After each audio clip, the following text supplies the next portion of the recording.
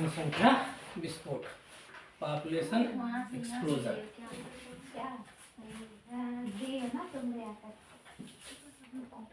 Population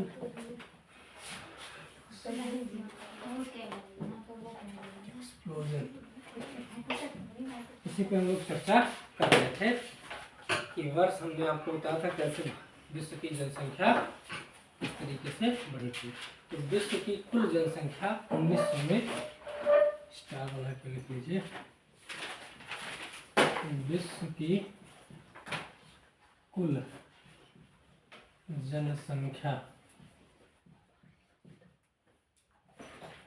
सन 1900, विश्व की कुल जनसंख्या सन 1900 में लगभग 2 अरब थी, लगभग 2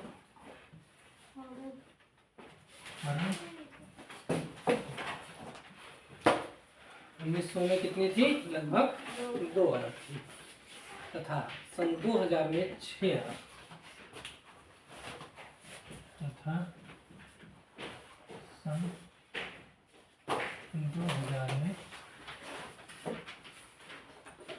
कुल जनसंख्या कितनी हो गई? 6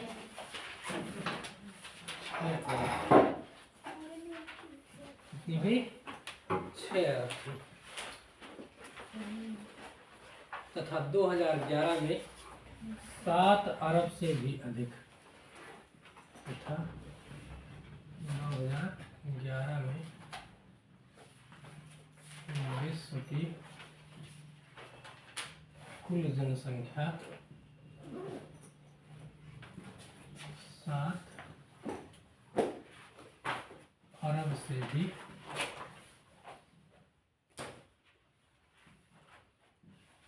अधिक हो गई, 7 अरब से भी अधिक हो गई। भारत भी इस जनसंख्या वृद्धि में बराबर का भागीदार रहा। भारत भी इस जनसंख्या वृद्धि में बराबर का भागीदार रहा। भारत भी जनसंख्या वृद्धि में बराबर का भागीदार रहा। स्वतंत्रता के समय 1947 में 1947 में भारत की कुल जनसंख्या कितनी थी? 35 करोड़ थी। भारत की कुल जनसंख्या 35 करोड़ थी।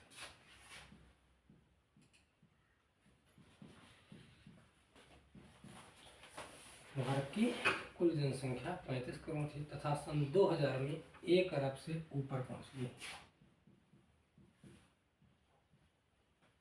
2000 में 1 अरब से भी ऊपर,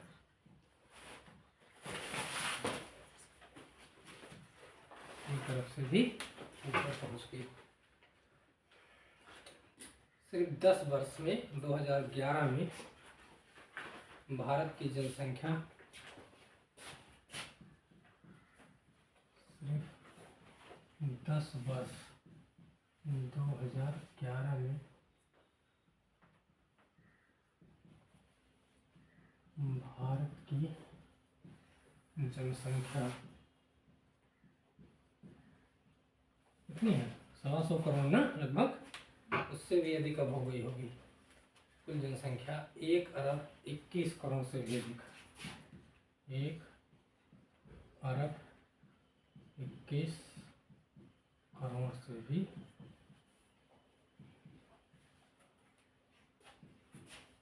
अधिक, यानी कि बहुत तेजी के साथ क्या हो रहा है? भारत में जनसंख्या वृद्धि हो रहा है। आप कह सकते हो आज विश्व का प्रत्येक 60वां व्यक्ति, आज विश्व का प्रत्येक 60वां व्यक्ति भारतीय भारतीय है। इतनी जनसंख्या है आपकी। विश्व का प्रत्येक 60वां व्यक्ति क्या है? भारतीय है। तो अपेक्षाकृत अल्प समय अवधि में, अपेक्षाकृत अल्प समय अवधि में, अल्प समय अवधि में जनसंख्या में हुई तीव्र वृद्धि को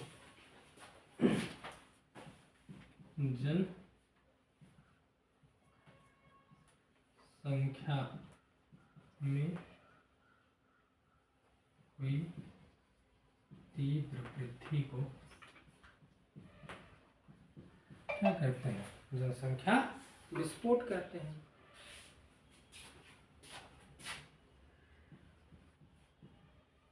जनसंख्या विस्फोट यानी कि पॉपुलेशन एक्सप्लोजन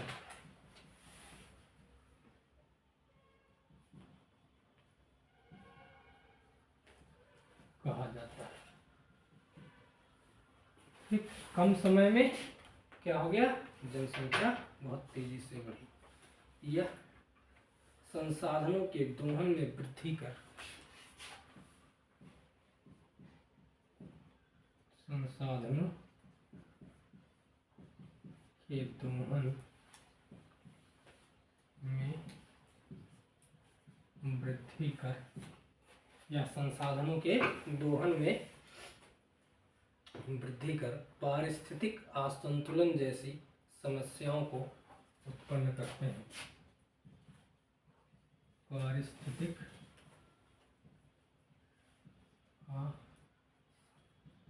असंतुलन जैसे समस्याओं को उत्पन्न करते हैं। इसके साथ साथ मानव के सामने स्वास्थ्य संबंधी समस्याएं भी उत्पन्न करती हैं। इसके साथ साथ मानव के सामने स्वास्थ्य संबंधी समस्याएं भी उत्पन्न करते हैं। क्लियर?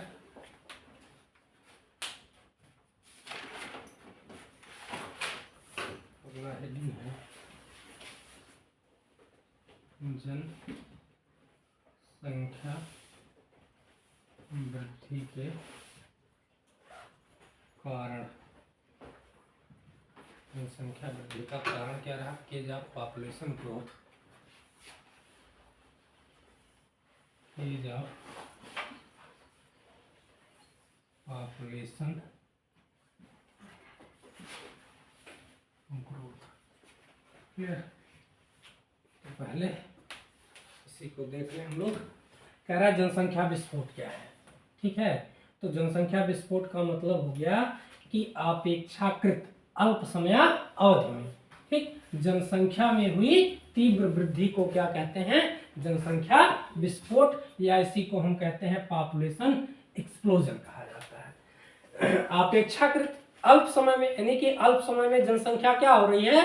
अगर कम समय अवधि में जनसंख्या बहुत तेजी के साथ बढ़ रही है तो इसी को हम कहते हैं जनसंख्या विस्फोट। क्या कहते हैं? जनसंख्या विस्फोट। जरा देखिएगा, विश्व की कुल जनसंख्या 1900 में लगभग 2 अरब थी।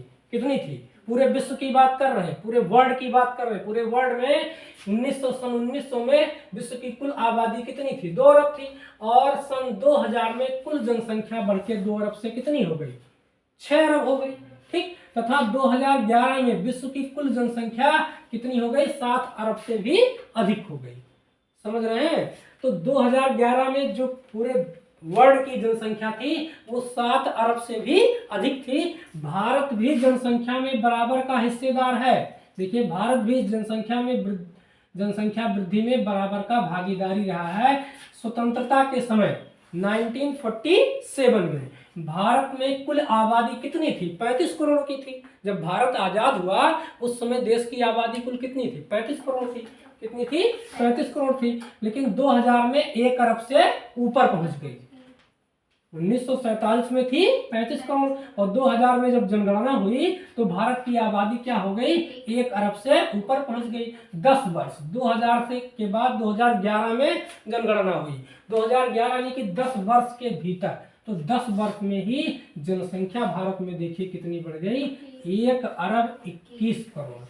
ठीक, कहते हैं ना भाषण में कि 125 करोड़ भारतीय, मोदी जी कहा करते हैं 135 करोड़ भारतीय, कहते नहीं है। तो आज की डेट में अगर जनगणना कराई जाए तो भारत की जनसंख्या इतना ही नहीं होगी, 1 अरब 21 करोड़ नहीं होगी, उससे भी काम कितना ज्यादा होगी, क्योंकि अभी तो जनसंख्या जो है जनगणना हुई नहीं है। तो देखिए किस तरीके से 10 वर्ष के अंदर ही क्या हो गई? भारत की जनसंख्या में बहुत तेजी के साथ उछाल आया है। तो जब जनसंख्या तेजी के साथ बढ़ेगी तो समस्याएं भी क्या होंगी? बढ़ेंगी। तो तेजी से यानी कि कम समय में, अल्प अवधि में, अपेक्षाकृत अल्प अवधि में, अल्प समय अवधि में जनसंख्या में हुई तीव्र वृद्धि को क्या कहते हैं? जनसंख्या विस्फोट कहते हैं। क्लियर? क्या कहते हैं? जनसंख्या विस्फोट कहते हैं। यह संसाधनों के दोहन में वृद्धि कर पारिस्थितिक संतुलन जैसे समस्याओं को उत्पन्न करता है। यानी कि अगर जनसंख्या बढ़ेगी तो क्या होगा? जो क्या होगा? संसाधन है, जितने भी संसाधन हैं उनका क्या किया जाएगा? दोहन किया जाएगा। और जब उनका अधिक मात्रा में दोहन किया जाएगा तो पारिस्थितिक असंतुलन की प्रक्रिया उत्पन्न होगी। यानी कि पर्यावरण क्या हो जाएगा? असंतुलित होगा। क्योंकि जैसे जैसे वृद्धि होगी, जनसंख्या में वृद्धि होगी तो रहने के लिए आवास की आवश्यकता है ना। तो जब आवास की आवश्यकता है तो क्या करेंगे? डिफॉरेस्टेशन करेंगे। डिफॉरेस्टेशन समझ रहे हैं ना? वनों की कटाई, क्योंकि रहने के लिए जगह तो चाहिए। तो जैसे जैसे पॉपुलेशन में वृद्धि होती जाएगी वैसे वैसे हमको क्या मकान बनाने हैं, रहने के लिए मकान बनाना है। तो मकान बनाने के लिए क्या करेंगे? पेड़ों की कटाई करेंगे। तो जब पेड़ों की कटाई करेंगे तो जो इन्वायरमेंट है, इकोसिस्टम है, वो ऑलरेडी क्या हो जाएगा? प्रभावित हो जाएगा। होगा कि नहीं होगा? जितने लोग उस पे जंगल में निवास करते हुए, जितने लोग वृक्षों पर निवास जो जीवधारी कर रहा है, उनका आवास क्या हो जाएगा? नष्ट हो जाएगा। तो फिर पारिस्थितिक संकट भी आने वाले हैं। तो वही चीज कह रहा है कि यह संसाधनों के दोहन में वृद्धि कर पारिस्थितिकी असंतुलन जैसे समस्याओं को उत्पन्न करता है। कौन? जनसंख्या वृद्धि। ठीक है ना यार? जनसंख्या विस्फोट। इसके साथ साथ मानव के सामने स्वास्थ्य संबंधी समस्याएं भी उत्पन्न करती है। वृक्षों को आप काटेंगे तो प्लांट क्या करता है? ऑक्सीजन प्रोवाइड करता है, प्रकाश संश्लेषण की क्रिया करता है प्लांट ना। उस प्रकाश संश्लेषण में क्या करता है? CO2 को एब्जॉर्ब कर लेता है और जड़ से क्या करता है? H2O को एब्जॉर्ब करता है। बाहर का छोड़िए भैया ऑक्सीजन। तो प्लांट जो ग्रीन प्लांट है वो क्या है? ऑक्सीजन दे रहा है ना। तो आप जब इसको आप कट कर दोगे, काट दोगे, बने काट देते हो, तब कहाँ से ऑक्सीजन मिली? तब यार वो ऑक्सीजन का सिलेंडर जब कोरोना आई है, यही तो कोरोना में हुआ। कोरोना में लोगों को ऑक्सीजन का सिलेंडर नहीं मिल रहा था। तो जो महामारियां आ रही हैं, यही कह रहा है कि जब हम क्या करेंगे, जो आधुनिक संसाधन है उसका हम ज्यादा उपयोग करेंगे, तब क्या होगा? समस्याएं, स्वास्थ्य संबंधी समस्याएं भी उत्पन्न होंगी। तो उसमें कोरोना जो है इन्हीं सारी चीजों का देन है, जो अधिक से अधिक मात्रा में हम क्या कर रहे हैं कि प्रकृति के साथ खिलवाड़ कर रहे हैं, नेचर के साथ खिलवाड़ कर रहे हैं। तो क्यों कर रहे हैं? क्योंकि जनसंख्या में बहुत तेजी के साथ वृद्धि हो रही है। तो अब सबको रहने के लिए, खाने के लिए सारी सुविधा चाहिए। तो उस सुविधा के लिए लोग क्या करेंगे? अपना आवास बनाने के लिए वृक्षों को काटेंगे। वृक्षों को काटेंगे तो ऑक्सीजन इन्वायरमेंट में क्या होगा? जो गैसों का संतुलन होगा इन्वायरमेंट में वह क्या हो जाएगा? बिगड़ेगा ना। ऑक्सीजन का लेवल डाउन होगा ना। तो वही चीज कह रहा है यहाँ पे कि असंतुलन जैसे समस्या उत्पन्न होती है। मानव के सामने स्वास्थ्य संबंधी समस्याएं भी उत्पन्न करती हैं। कौन? जनसंख्या विस्फोट। तो जनसंख्या विस्फोट क्या है? जनसंख्या विस्फोट का मतलब अपेक्षाकृत अल्प समय अवधि में, याद कर लीजिए, अपेक्षाकृत अल्प समय अवधि में जनसंख्या में हुई तीव्र वृद्धि को क्या कहते हैं? जनसंख्या विस्फोट कहते हैं। जैसे एग्जाम्पल ले लीजिए कि भारत भी जनसंख्या वृद्धि में किसी से पीछे नहीं है। चाइना के बाद दूसरे नंबर पे भारत है समझ रहे हैं ना। वैसे तो इसका जो क्षेत्रफल है बहुत कम है, लेकिन अगर जनसंख्या के दृष्टिकोण से आप देखेंगे तो भारत जनसंख्या में बहुत तेजी के साथ चाइना के बाद इसका नंबर आ गया है। तो भारत क्या है, भारत में भी जनसंख्या वृद्धि हुई है। देखिए कह रहा है कि जब स्वतंत्रता के समय 1947 में भारत की जनसंख्या 35 करोड़ थी, 2000 में यह 1 अरब से ऊपर पहुंच गई और 10 वर्ष के अंदर यानी कि 2000 के बाद 2011 में कितना हो गई, 125 करोड़ हो गई। ठीक, 1 अरब कितना हो गई, देखिए भारत में जनसंख्या 1 अरब 21 करोड़ लगभग कहते हैं हम लोग 125 करोड़ जनसंख्या है भारत की। तो 10 वर्षों में क्या होगी, बहुत तेजी के साथ भारत में जनसंख्या बढ़ी है।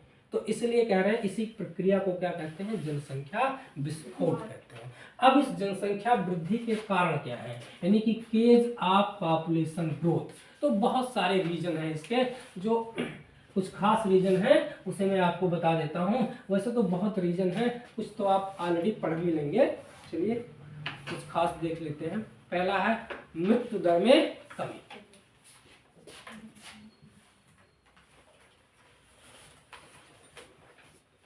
मृत्यु दर में कमी,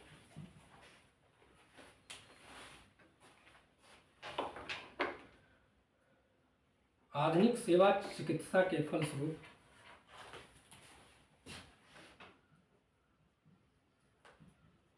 आधुनिक सेवा चिकित्सा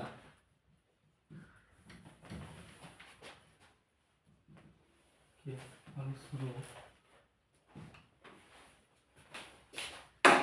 आधुनिक सेवा चिकित्सा के फलस्वरूप अकाल, महामारी, कुपोषण,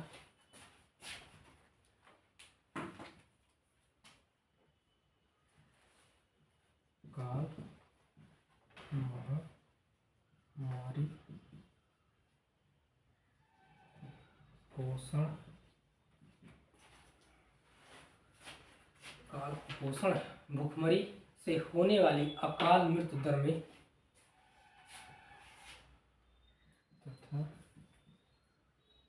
भूखमरी से होने वाली अकाल मृत्यु दर में कमी आई, कमी। ठीक है, तो अकाल मृत्यु दर में क्या आ गई, कमी आई है। इसके विपरीत जन्म दर कम नहीं हुआ। गुरुजी इसके, हाँ भैया, आपके हेलमेट वाला ही जाते हैं, तलाक दे देते। इसके विपरीत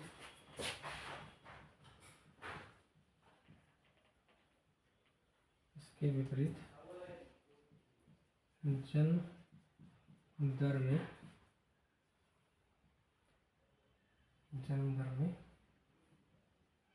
कमी नहीं आई। क्लियर। तो पहला पॉइंट है आपका क्या, कि जनसंख्या वृद्धि के कारण मृत्यु दर में कमी। तो मृत्यु दर में कमी देख लीजिए, कह रहा है आधुनिक सेवा चिकित्सा, यानी कि चिकित्सा के क्षेत्र में, मेडिसिन के क्षेत्र में, ठीक है ना, बहुत सारे परिवर्तन, बहुत सारे बदलाव हुए हैं। तो आधुनिक सेवा चिकित्सा के फलस्वरूप क्या हुआ है, अकाल, महामारी, कुपोषण, ठीक है, तथा भूखमरी से होने वाली अकाल मृत्यु दर में कमी आ गई। बहुत सारे बच्चे क्या हो जाते थे कि किससे मर जाते थे, कुपोषण से मर जाते थे। कुपोषण का मतलब क्या है, कुपोषण कहते नहीं कि कुपोषित बच्चा है, तो जब उसको क्या होगा कि ठीक से भोजन नहीं मिलेगा, यानी कि बैलेंस डाइट नहीं मिलेगा, तो बच्चा क्या हो जाएगा, कुपोषित हो जाएगा। जो लोग क्या थे, गरीबी रेखा के नीचे जीवन यापन कर रहे थे, उन्हें एक टाइम का भोजन मिल रहा है, एक टाइम का भोजन नहीं मिल रहा था, उस कंडीशन में क्या थे कि वो कुपोषण के शिकार हो जाते थे। बहुत लोगों की अकाल मृत्यु हो जाती थी, बहुत लोग महामारी से क्या हो जाते थे, मर जाते थे। महामारी समझ रहे हैं ना, जैसे कोरोना भी एक बड़ी महामारी के रूप में आया, बहुत सारे लोग मरे ना। तो उस समय जो है साइंस इतना डेवलप नहीं था, तो चिकित्सा के क्षेत्र में भारत जो है इतना डेवलप नहीं था। लेकिन आज का भारत अगर आप देखेंगे तो चिकित्सा के क्षेत्र में क्या है, आधुनिक सेवा चिकित्सा के फलस्वरूप अकाल, महामारी, कुपोषण तथा भूखमरी से होने वाली जो अकाल मृत्यु दर है उसमें कमी आ गई है। अब ऐसे लोगों को बचाया जा रहा है जिनको महामारी हो जा रहा है, भूखमरी। देखिए भूख से कोई नहीं मर रहा, सरकार भी क्या कर रही है, मुफ्त में राशन बांट रही है, देख रहे हैं ना। तो ये जो कंडीशन है उस कंडीशन की बात कर रहे हैं हम लोग कि पहले का भारत और आज के भारत में अंतर आपको दिख रहा है कि मृत्यु दर में कमी हुई, इसीलिए तो जनसंख्या बढ़ी। जो बच्चा पैदा उसके विपरीत जन्म दर में कमी नहीं हुई। जन्म दर में जो बच्चे पैदा हो रहे हैं वो तो ऑलरेडी हो ही रहे हैं, लेकिन अब यहाँ पर मृत्यु दर में क्या हो गई, कमी हो गई। क्यों मृत्यु दर में कमी हो गई? क्योंकि बहुत सारे क्या हो गए, आधुनिक सेवा चिकित्सा के फलस्वरूप चिकित्सा के क्षेत्र में क्रांति आ गई। तो जब क्रांति वहां आ गई तो बहुत सारे संसाधन जुट गए, बहुत सारे संसाधन जुट गए, तो जिससे अकाल पर, महामारी पर, कुपोषण पर, भूखमरी पर रोक लग गई। समझ रहे हैं कि नहीं? तो इस कारण क्या हो गया कि जनसंख्या बढ़ती चली गई। पैदा होने में तो बच्चे जो हैं जन्म दर में तो कमी नहीं आई, लेकिन मृत्यु दर क्या हो गई, उसमें कमी आ गई, तो जनसंख्या में क्या हो गया, बढ़ोतरी हो गया। क्लियर? अगला पॉइंट, मातृ मृत्यु दर में कमी।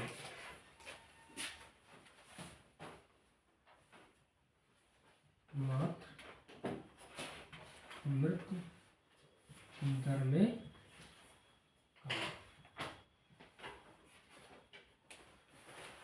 जनन एवं बाल स्वास्थ्य देखभाल कार्यक्रम के कारण,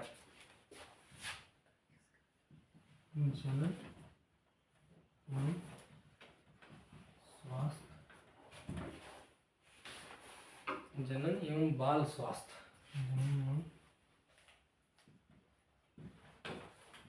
बाल स्वास्थ्य,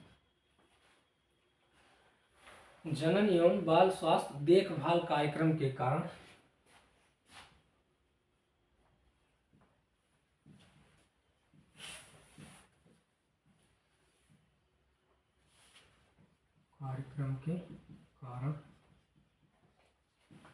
जनन एवं बाल स्वास्थ्य देखभाल कार्यक्रम के कारण मातृ मृत्यु दर में कमी आई है।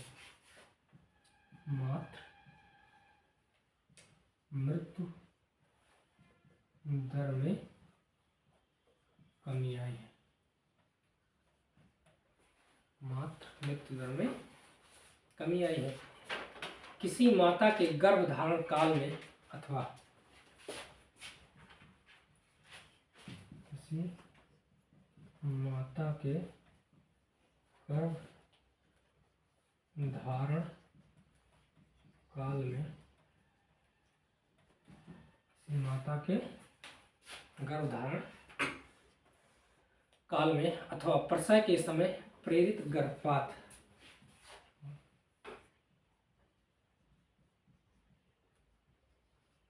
प्रसव के समय प्रेरित, प्रसव के समय प्रेरित गर्भपात के 42 दिनों के अंदर ही, गर्भपात के 42 दिनों के अंदर ही, 42 दिनों के अंदर हुई मृत्यु को मातृ मृत्यु दर कहा जाता है। अंदर हुई मृत्यु को मातृ मृत्यु दर। क्लियर? इसको भी देख लीजिए, कह रहा है कि मृत्यु दर में, मातृ मृत्यु दर में कमी। ठीक, तो पहले के जमाने में हमने आपको बताया था ना कि जो प्रसव की प्रक्रिया कराई जाती थी वह क्या होता था कि गांव की कुछ महिलाएं ही मिलकर के प्रसव की प्रक्रिया करा लेती थी। लेकिन जब सरकार ने जनन एवं बाल स्वास्थ्य सेवा देखभाल कार्यक्रम चालू किया तो उसके जरिए लोगों को क्या किया, जागरूक किया, और जागरूक करके लोगों को इसके लिए जागरूक कराया कि प्रसव यानी कि जो प्रसव की प्रक्रिया हो, पार्चुरेशन की प्रक्रिया हो, वो ज्यादा से ज्यादा कहाँ हो, हॉस्पिटलों में हो। ठीक, इसके लिए लोगों को क्या किया, बहुत सारे कार्यक्रमों के द्वारा जागरूक किया। तो जब लोग जागरूक हो गए तो अधिक मात्रा में जो प्रसव की प्रक्रिया हुई वो कहाँ हुई, वो हो गई मेडिसिन के मतलब स्पेशलिस्ट के तहत हुई, यानी कि हॉस्पिटलों में हुई। तो जब हॉस्पिटलों में हुई तो उस कंडीशन में क्या हुआ कि जो मदर थी, जो मदर थी उसकी डेथ जो है वो नहीं होने पाई। क्यों नहीं होने पाई, क्योंकि उसको ठीक से ट्रीटमेंट मिल गया। तो वही चीज यहाँ पर कह रहा है कि मातृ मृत्यु दर में कमी, यानी कि जनन एवं बाल स्वास्थ्य देखभाल कार्यक्रम के कारण, ठीक, मातृ मृत्यु दर में कमी आई है।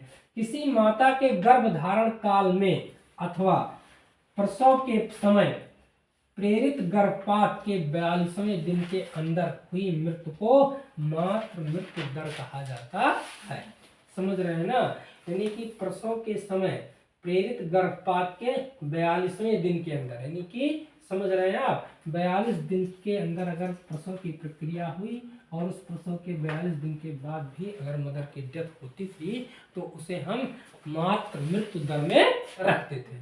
लेकिन अब चूंकि जनन एवं बाल स्वास्थ्य देखभाल कार्यक्रम चालू हो गया तो वह बच्चे को और माता की देखभाल के लिए, मतलब कैसे देखभाल किया जाता है इसकी जानकारी उनको दी जाती है मदर को, और उसके बाद उनका प्रसव कहाँ हो रहा है, हॉस्पिटल में हो रहा है। तो इस कंडीशन में किसी भी प्रकार का इन्फेक्शन नहीं होने पा रहा है तो मदर जो है वह भी स्वस्थ हो जा रही है। तो इसका मतलब हो गया कि मातृ मृत्यु दर में कमी आई है। इसी कारण और भी अब जब यह मान लीजिए इस मदर की डेथ नहीं हुई तो अगर इसका पहला प्रसव है तो मान लीजिए एक बच्चे और हो तो क्या हो गई, एक संतान बढ़ गई। अब ऐसे ऐसे अगर 1000 मदर बच गई इस कंडीशन से, मतलब कि जनन एवं बाल स्वास्थ्य देखभाल से, तो आप सोचिए कि जनसंख्या कितनी बढ़ी। तो सरकार जो है वह जनन एवं बाल स्वास्थ्य देखभाल कार्यक्रम चलाई, जिसके कारण क्या हुआ कि मातृ मृत्यु दर में कमी आई। तो यह भी एक रीजन था जनसंख्या, क्योंकि पहले की जनसंख्या बहुत कम थी, आज की जनसंख्या अगर बढ़ी तो उसका रीजन क्या है, पहला रीजन है मृत्यु दर में कमी आई, ठीक, बहुत सारे आधुनिक चिकित्सा के संसाधन हो गए भारत में। दूसरा क्या है, मातृ मृत्यु दर में भी कमी आ गई, इसलिए जनसंख्या क्या हो रही है, बढ़ रही है। अगला है शिशु मृत्यु दर में कमी। तीसरा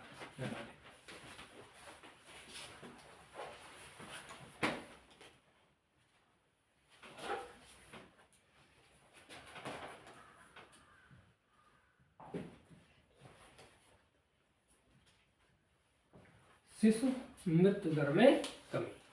तो प्रति 1000 जीवित शिशुओं में, प्रति 1000 जीवित शिशुओं में, प्रति 1000 जीवित शिशुओं में वह शिशु जो जीवन के प्रथम वर्ष में है, वह शिशु जो जीवन के प्रथम वर्ष, वह शिशु जो जीवन के प्रथम वर्ष में ही मर जाते हैं,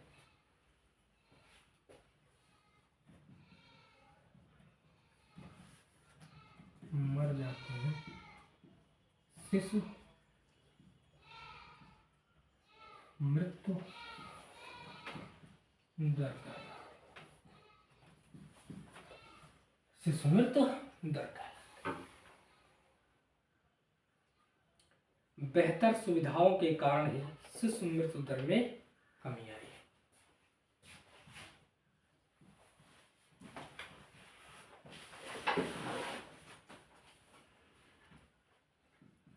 सुविधाओं के कारण ही शिशु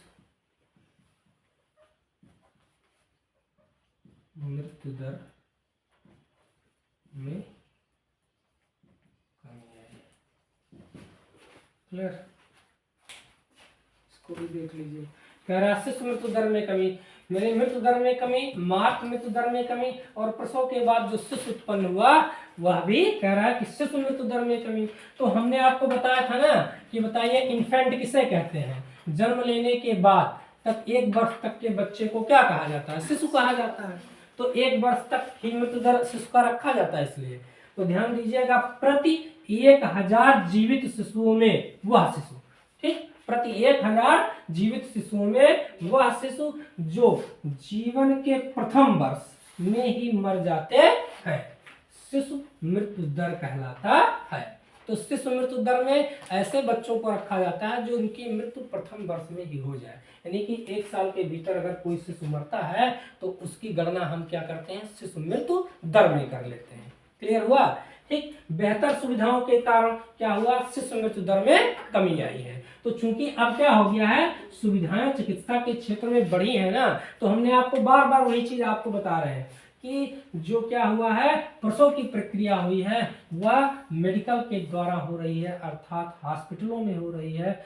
ठीक है, इसलिए क्या हो रहे हैं, इससे मृत्यु दर में भी कमी आई है। एक्सपर्ट के द्वारा प्रसव की प्रक्रिया कराई जा रही है, इसलिए बच्चा और जो मदर है दोनों की देखभाल अच्छे से हो रही है। तो मातृ मृत्यु दर में भी कमी आई और शिशु मृत्यु दर में भी कमी आई है, जिससे कि जनसंख्या क्या हुई है, बढ़ी है। तो कमी क्यों आ रही है? क्योंकि उनको बेहतर सुविधा मिल रही है। उनको क्या मिल रही है? बेहतर सुविधा मिल रही है, इसीलिए शिशु मृत्यु दर में भी कमी आई है। नंबर 4, ऊपर वाला बेटा,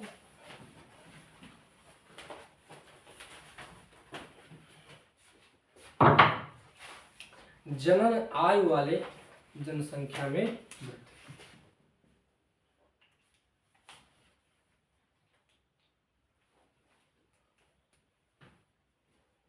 जनन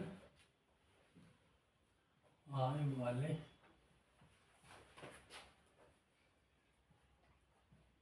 जनसंख्या में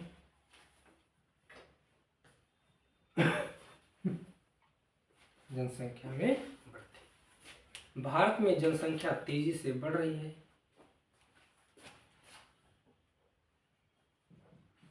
भारत में जनसंख्या तेजी से बढ़ रही है। भारत में जनसंख्या तेजी से बढ़ रही है। यह आयु का पिरामिड तेजी से बढ़ रहा है। यहाँ आयु का पिरामिड, आयु का पिरामिड तेजी से बढ़ रहा है। यहाँ आयु का पिरामिड तेजी से बढ़ रहा है।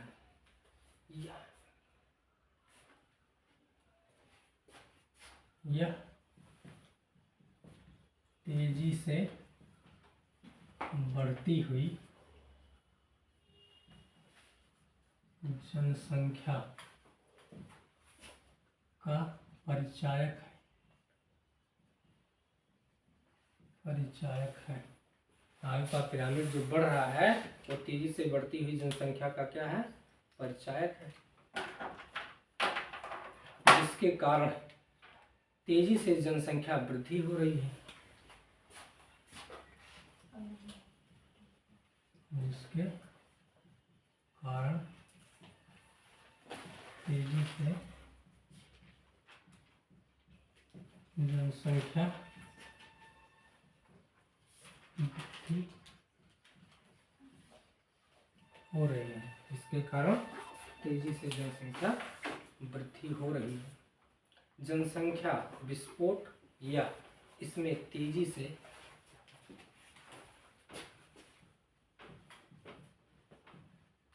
जनसंख्या विस्फोट या इसमें तेजी से वृद्धि, या इसमें तेजी से वृद्धि के कुछ कारण, कुछ द्वितीयक कारण हैं। कुछ द्वितीयक कारण निम्न है। ठीक है, द्वितीय कारण निम्न। पहला निरक्षरता या अज्ञानता,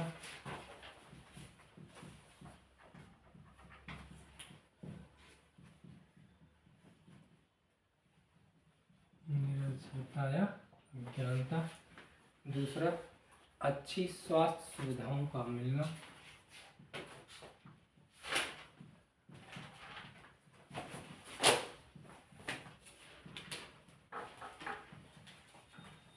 सुविधाओं का मिलना।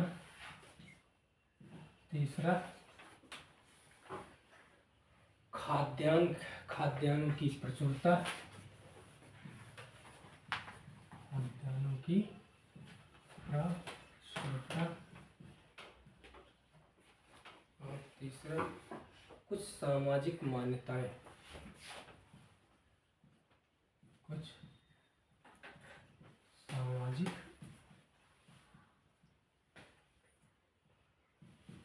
मान्यताएं। क्लियर? तो तेजी से, और बहुत सारे रीजन हैं, बहुत सारे कारण हैं, लेकिन हम केवल द्वितीय कारणों की बात करेंगे यहाँ पे। तो कह रहा है जनन आय वाले जनसंख्या में वृद्धि। ऐसे लोग जो क्या हैं, जनन आय के हो जा रहे हैं, उनकी संख्याओं में वृद्धि है। देखिए भारत में जनसंख्या तेजी से बढ़ रही है। यहाँ आय का पिरामिड, अब आय का पिरामिड क्या है, हम आगे जब पढ़ाएंगे तो आपको बताएंगे। तो आय का पिरामिड तेजी से क्या हो रहा है, बढ़ रहा है। भारत में जो आय का पिरामिड है वो तेजी से उसका ग्राफ बढ़ रहा है, और तेजी से बढ़ती हुई जनसंख्या का वह क्या है, परिचायक है। कौन? आय का पिरामिड। जो आय का पिरामिड है मतलब ऐसे लोग जो जनन क्षम में हो गए हैं, जो जनन योग्य हो गए हैं, उनकी संख्याएं क्या हो रही है, बहुत तेजी के साथ बढ़ रही है। तो इसका मतलब हो गया कि भारत में आय का पिरामिड जो है, पिरामिड बहुत तेजी से बढ़ रहा है, जो इस बात का परिचायक है। किस बात का?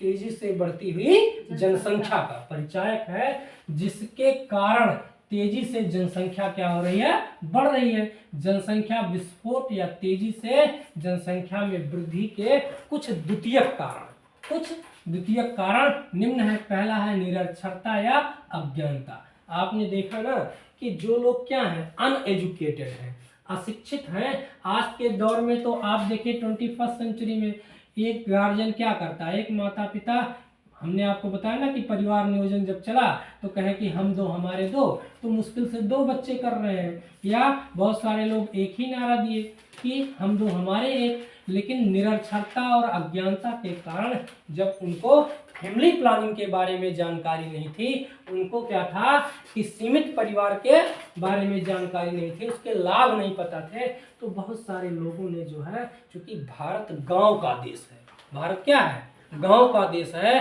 तो उस कारण क्या हुआ कि जो लोग निरक्षर रह गए, मीन्स कि जिनको एजुकेशन नहीं मिला, वो लोग क्या किए कि उनके पास 1 से 2 से अधिक संतानें हो गई। क्लियर? दूसरी चीज अच्छी स्वास्थ्य सुविधाओं का मिलना। अब चूंकि भारत में अच्छी स्वास्थ्य सुविधा मिल रही है, समझ रहे हैं ना, मतलब कि जैसे बहुत सारे कार्यक्रम हमने आपको बताया कि चलाए जा रहे हैं ना, जिससे माँ और बच्चों का देखभाल हो रहा है, वैक्सीनेशन हो रहा है, ठीक है। तो कैल्शियम सप्लीमेंट बांटे जा रहे हैं, आयरन सप्लीमेंट बांटे जा रहे हैं, ठीक। आशा बहुओं को नियुक्त किया गया है, गांव स्तर तक जो है सरकार ये प्रोग्राम चला रही है। तो अच्छी स्वास्थ्य सुविधाओं का मिलना क्या हो गया, भारत में आयु का पिरामिड बढ़ा रहा है। और नंबर नेक्स्ट, खाद्यान्नों की प्रचुरता। तो भोजन का भी अभाव नहीं है, तो भोजन का अभाव नहीं है, उनको पर्याप्त रूप से भोजन मिल रहा है। और वैसे भी डार्विन कहा करता था कि जिनको भोजन मिलेगा वो क्या करेंगे, जनन की अभिक्रिया करके अपनी संतान बढ़ाएंगे, अकॉर्डिंग टू डार्विन। तो यह प्रक्रिया यहाँ लागू हो रही है कि चूंकि खाद्यान्नों की प्रचुरता है तो इसलिए जनसंख्या में वृद्धि हो रही है।